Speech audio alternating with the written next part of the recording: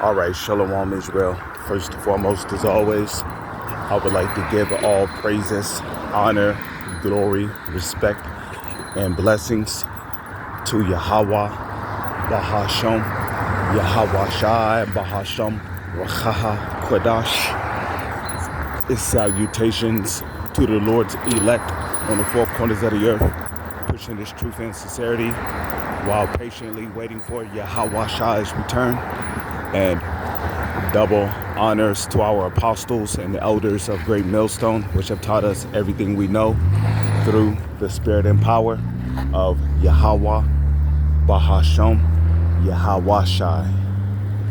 And this is going to be another walk and talk, some of those things I have not done in a while. And in this walk and talk, I wanted to present another good concept of the Passover. Okay.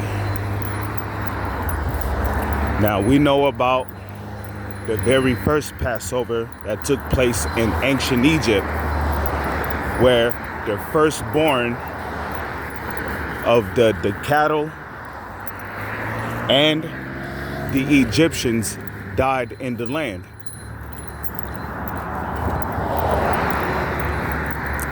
Okay.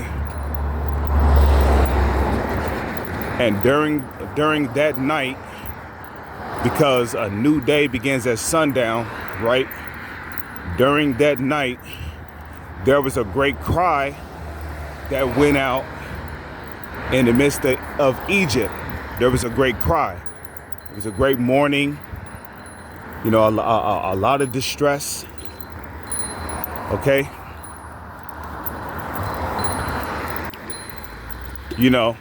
There was a lot that went on.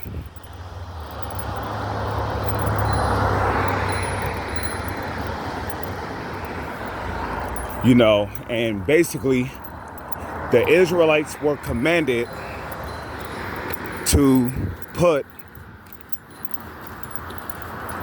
take the blood of the lamb, and they were to put it on their doorpost. That way, when the death angel, who was Yahweh Shai around that time, would pass through the land of Egypt, he will see the blood of the lamb on the doorpost and pass over you.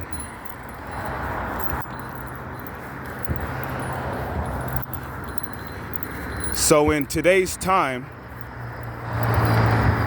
we know that America is the new Egypt. The blood of the lamb does not come from an actual lamb anymore. The blood of the lamb is Yahweh Shai.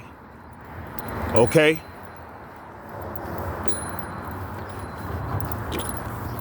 The doorpost represents your mind. Okay? It represents your obedience. It represents your faith. And the reason why I say the doorpost also represents your faith is because the Israelites putting the blood on the doorpost, okay, back in the ancient Egypt, that was something that took faith.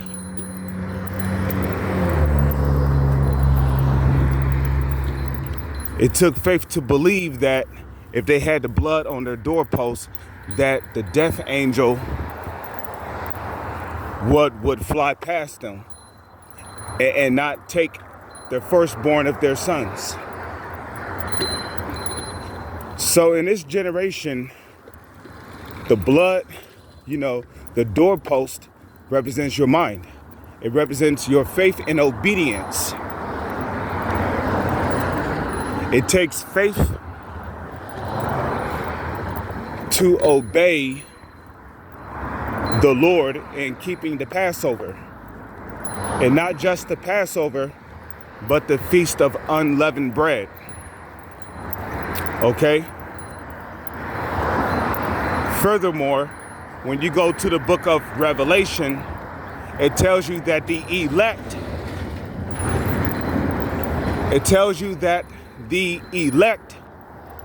overcame, the beast, the dragon, and the Edomites, right? The elect overcame them by the blood of Yahushua. So we know that Yahushua is that lamb. He became that sacrificial lamb for the nation of Israel. But the only ones that's going to be covered by the blood of the lamb in this generation are the elect.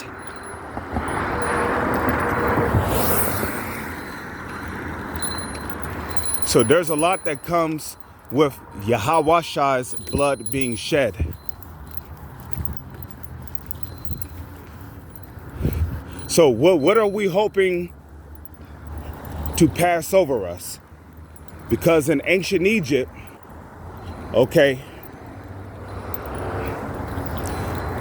the Israelites will hope that the death angel will pass over them and their house, not taking their firstborn son or any of those things, right? So what are we hoping to pass over us in this new Egypt? This new Egypt, which is America, according to Revelation 11 and 8. Well, what are we hoping to pass over us? The brutal judgments that are getting ready to be brought upon our people. That's what we're hoping for. We're hoping for the brutal judgments that the Lord is getting ready to execute upon our people to pass over us. Okay? That's what we're hoping for. We're hoping for the sure mercies of David. And a lot of people seem to take the word brutal judgments lightly. Okay? That dream that brother had, where he said that the death angel was just brutally slaughtering Israelites. Well, somebody receiving a brutal death means that before their spirit leaves the earth, okay, they got a broken leg, a discombobulated arm. They might have a hole in their stomach. They might be getting stung by hundreds of different yellow jackets. They might get their testicles bitten off by a dog. Okay? Their foot might get twisted in a different direction by a robot. They might get shot up multiple times. And then their head get chopped off by a Terminator robot. That's an example of receiving a brutal judgment, which is a very painful way of leaving the earth. So by keeping the Passover, we're hoping that the Lord will pass over us. We're hoping that those brutal judgments pass over us, and that we receive the sure mercies of David. Because, I don't think anybody wants to leave the earth in a brutal way, man. And our people don't seem to understand that brutal judgment is about to come down the pipe.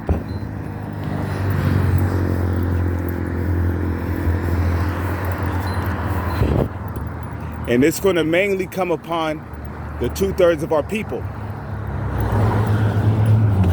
And we're praying and hoping to be of the elect, so that even if we do have to die, as Apostle Gabar says, we can receive a favorable death, such as getting our head chopped off,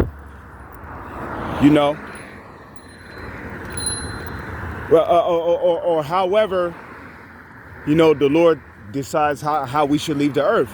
We're hoping that, our death will be quick and as painless as possible.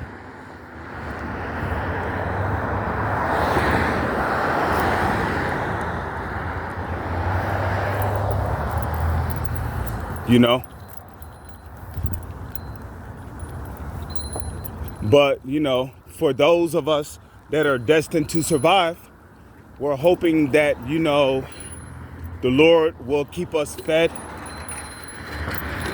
The Lord will give us the power and the strength to keep our women fed, because there's going to be women with us in that day, right? According to Isaiah 4:1,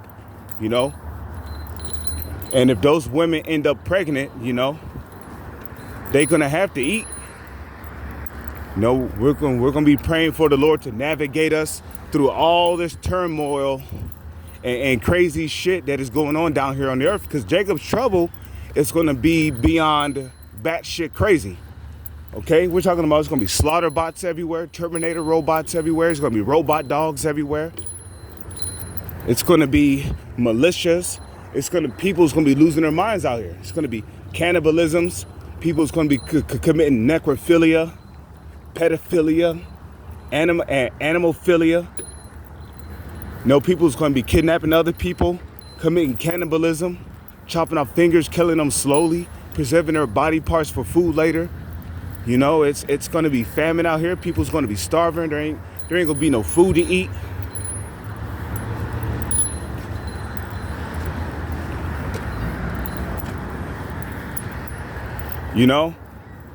Then on top of that, Esau's going to be using a HARP program. He might be using the direct energy weapon in your vicinity. So your neighborhood might be on fire. Wait. Military road. Walk back up the road. We're talking about monsters, apparitions, and these underground laboratories releasing newly created beasts on the public. We're talking about disease warfare, zombie apocalypse, people dying by viruses that you didn't even think existed or only existed in movies.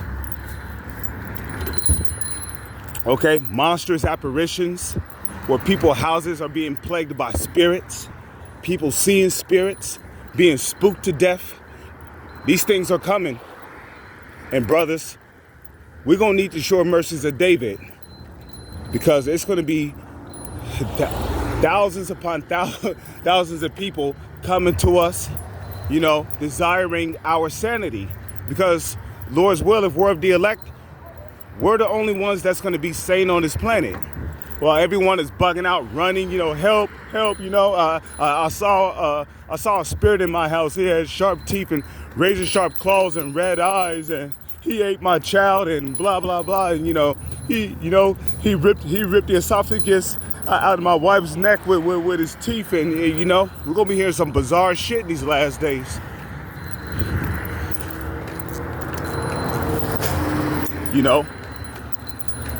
We're going to have a cold spirit on us out here too, man. Because a lot of our people's going to be coming to us for help. People's going to be seeing that our heads are going to be screwed on right. We're not going to be bugged out. People's going to be desiring our sanity. Because, like it says in Isaiah 33 verse 6, and knowledge and wisdom shall be the stability of thy times and strength of salvation. So by keeping the Passover, we're hoping that the Lord pass over us with those brutal judgments that he's coming, and that we receive the sure mercies of David. Because when Jacob's trouble comes, people's gonna wish they had listened to us. People's gonna wish they had taken this truth seriously. People's gonna wish they had repented. People's gonna wish they was inside the ark.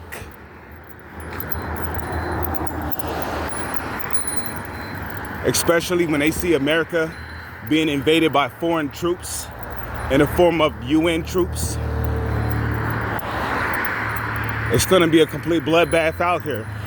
It's going to be martial law troops roaming around, shooting and killing people.